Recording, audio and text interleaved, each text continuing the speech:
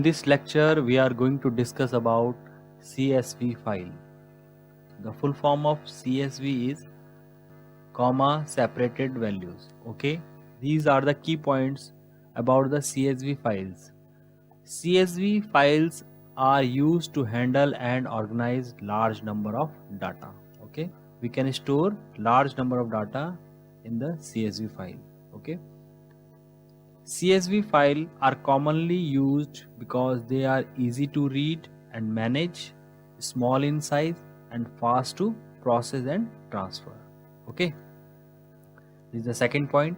Now the third point, CSV organize data into a structured form. Okay. Fourth point, CSV file formats are of plain text format. CSV file formats are of plain text format. It makes it very easy for website developer to create applications that implement CSV. Okay. Now the next point is CSV is human readable and easy to edit manually. Okay. CSV is easy to generate and import onto a spreadsheet और database. Okay, CSV file जो होती हैं हमारी text file की तरह ही होती हैं, जैसे हमारी टेक्स्ट फाइल होती हैं और उसी तरह से डाटा को सेव करती है जैसे टेक्स्ट फाइल सेव करती हैं। बस एक डिफरेंस है कि इसमें क्या होता है, CSV क्या करती है, डाटा को एक ऑर्गेनाइज्ड और स्ट्रक्चर्ड फॉर्म में सेव करती है। ठीक है, हर वैल्यू के बीच में क्या होता है, कॉमा होता है।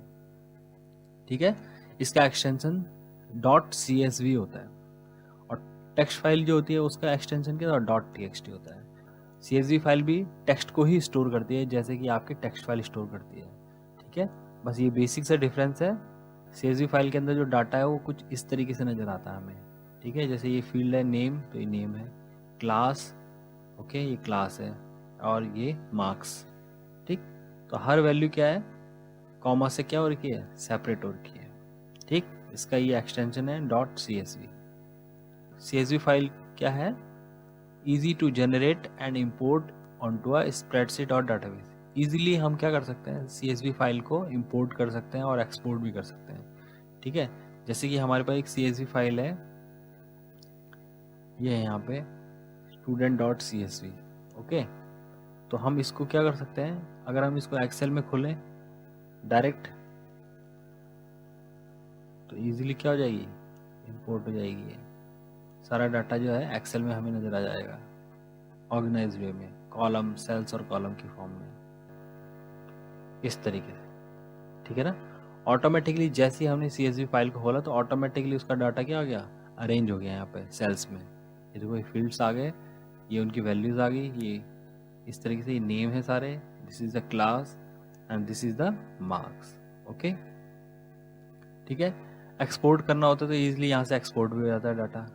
ठीक है, आप किसी फाइल को एज ए CSV फाइल भी सेव कर सकते हैं। जब आप सेव ऑप्शन में जा रहे हैं, ठीक है, तो आप यहाँ पे सेव एज ऑप्शन में जब जाएंगे तो यहाँ पे डिफरेंट एक्सटेंशन हमारे पास अवेलेबल होते हैं। ठीक है, तो यहाँ पे आप क्या चूज़ कर सकते हैं, .csv कॉमा डेलिमिटेड। ठीक है, तो आप CSV ऑप्शन को चूज़ कर सकते हैं और आपकी फ़ाइल जो होगी CSV फाइल में सेव हो जाएगी। तो आपकी जो फाइल है वो एक CSV फाइल बन जाएगी। ओके,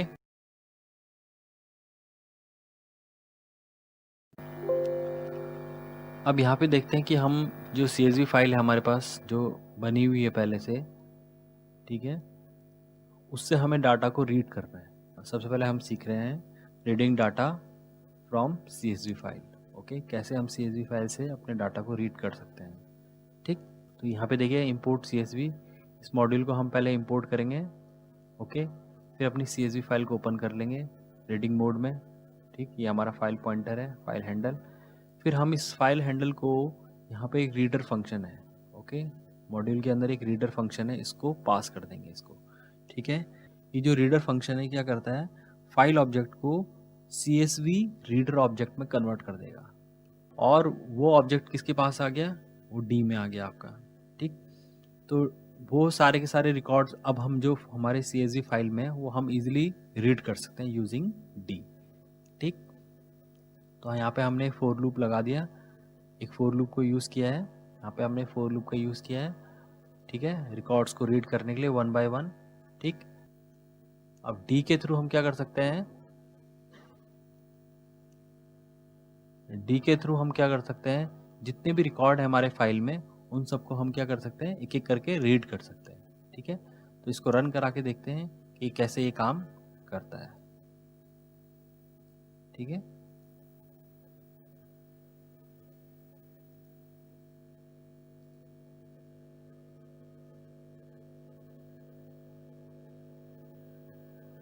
ये देखिए, ये हमारे रिकॉर्ड्स हैं, हमारी जो फाइल है, ठीक है, student.csv, उसके अंदर हमारी ये रिकॉर्ड इस तरीके से सेव है, और ये सारे के सारे रिकॉर्ड, ठीक है, हमारे student.csv फाइल के हैं। ठीक, अब इसमें क्या है,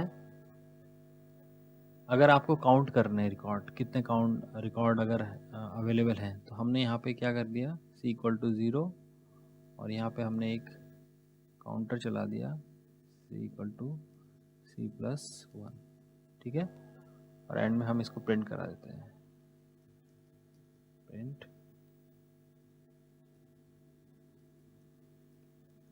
number of record in file equal to कितना हो गया, c। ठीक है, तो हमें पता चल जाएगा कि कितने रिकॉर्ड हमारी फाइल में है।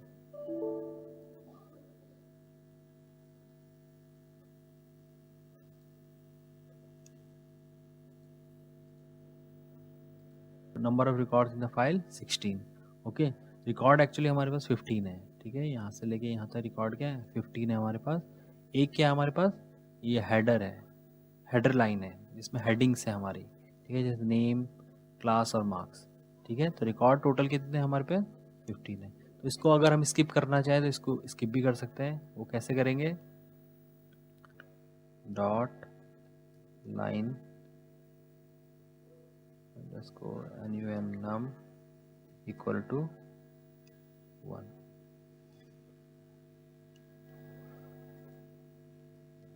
इफ, तो ये क्या कर दे, कंटिन्यू कर दे, कंटिन्यू, स्किप कर दे, मतलब इस रिकॉर्ड को प्रिंट कराने से हम क्या कर दें, इसको स्किप कर दें। ठीक, तो हम देखते हैं इसको रन करा के क्या होता है। ये देखिए, ठीक है, अब कितने हैं टोटल नंबर ऑफ रिकॉर्ड्स, 15। जो टॉप जो हेडर लाइन थी, हेडर रो थी जो हमारी, उसको स्किप कर दिया इसने। ठीक है, उसको प्रिंट नहीं किया। ठीक है, ऐसे ही हम इसमें ऑपरेशन कर सकते हैं कि पूरा का पूरा डाटा जो है एक फाइल से दूसरी फाइल में डाल सकते हैं। ठीक है, एक फाइल को ओपन कर लीजिए रीडिंग मोड में, दूसरी फाइल को राइटिंग मोड में ओपन कर लीजिए। ठीक है, और पूरी की पूरी जो है फाइल जो है, पूरा का पूरा जो डाटा है वो एक फाइल से दूसरी फाइल में आप क्या कर सकते हैं, कॉपी कर सकते हैं। ठीक, अगर आपको कोई रिकॉर्ड पर्टिकुलर ढूंढना है, सर्चिंग करनी है इसमें, तो वो कैसे कर सकते हैं। ठीक है, सपोज करो कि हमने यूज़र से ले लिया कि भाई हमें जो है रोल नंबर ढूंढना है, या हमें नेम से ढूंढना है। हमारी जो डाटा फाइल है, जो CSV फाइल है, कंटेन कर रही है जो डाटा, उसके अंदर जो डाटा है वो किस फॉर्म में है, नेम, ठीक है, क्लास और मार्क्स के हिसाब से हमने सेव किया हुआ है। ठीक है, तो इसमें हम सर्चिंग जो कर रहे हैं नेम के बेसिस पे कर रहे हैं, तो कैसे कर सकते हैं, एन में हमने नेम ले लिया, जिसको हमें सर्च करना है। ओके, जिसको हमें सर्च करना है उसको हमने यहाँ पे ले लिया, search record enter name. Okay, तो यहाँ से हमने नेम ले लिया एन में। अब यहाँ पे हम क्या करेंगे, अब इसकी ज़रूरत नहीं है हमें। ठीक है, इसकी भी ज़रूरत नहीं है हमें। यहाँ पे हमने क्या किया, if n equal to, okay,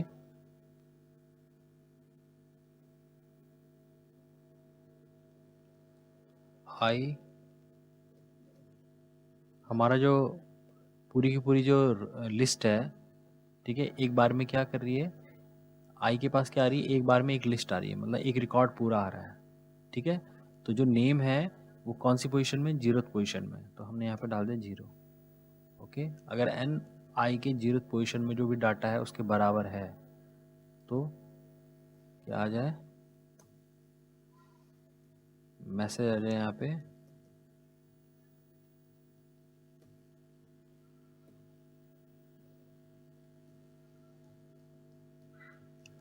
record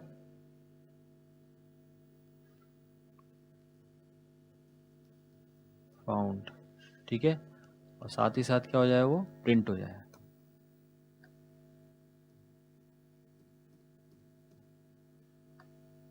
ठीक है, तो अब इसको रन करा के देखते हैं कि क्या ये काम करता है, रिकॉर्ड में हमें मिल पाता है कि नहीं मिल पाता।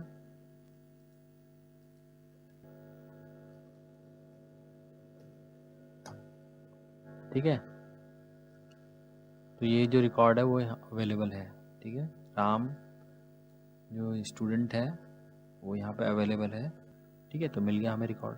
तो इस तरीके से हम क्या कर सकते हैं, रिकॉर्ड को सर्च भी कर सकते हैं अपनी फाइल में।